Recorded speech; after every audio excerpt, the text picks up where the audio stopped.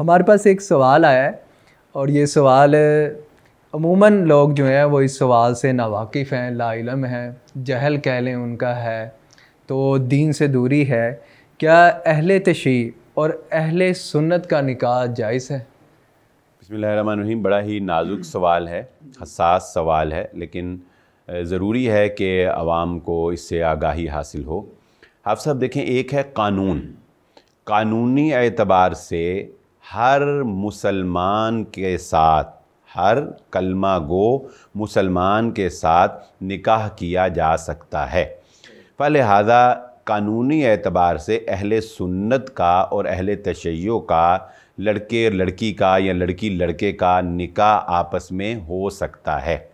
لیکن قانون کے بعد کچھ چیزیں ہوتی ہیں اخلاقی، کچھ چیزیں ہوتی ہیں معاشرتی، ان کو بھی ملحوظ خاطر رکھنا بے حد ضروری ہے۔ تو اخلاقی اعتبار سے، معاشرتی اعتبار سے میں یہ سمجھتا ہوں ایسا کرنا درست نہیں ہے۔ اس کی وجہ یہ ہے کہ اہل سنت والجماعت اور اہل تشیع کے عقائد و نظریات میں اتنا زیادہ تضاد ہے کہ یہ ممکن ہی نہیں ہے کہ دونوں میاں بیوی آپس میں خوشگوار زندگی گزار سکیں۔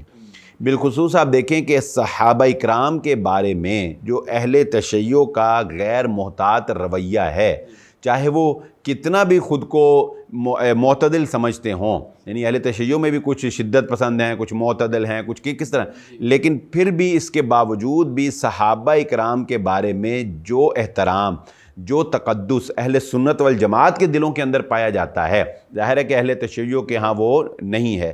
تو اگر اس معاملات میں کبھی خدا نہ خواستہ اختلاف ہوتا ہے، کوئی بات ہوتی ہے، تو پھر وہ معاملات جو ہیں وہ بگاڑ کی طرف جاتے ہیں۔ اسی طرح حضرت علی رضی اللہ تعالیٰ عنہ کی ذات کے بارے میں غلو کرنا، اہل بیت کے بارے میں غلو کرنا، تو اس کے علاوہ بہت زیادہ ڈیٹیل میں ہم کیا جائیں، ناظرین اس کو سمجھتے ہیں کہ اختلافات اتنے زیادہ ہیں صحابہ کے بارے میں، نبی صلی اللہ علیہ وسلم میں، پھر عقیدہ توحید کے بارے میں اختلافات اتنے زیادہ ہیں کہ عقائد پر کمپرومائز کیے بغیر نبھا کرنا یہ ممکن نظر نہیں آتا۔ اس لیے ایسا نکاح جو ہے وہ نہیں کرنا چاہیے۔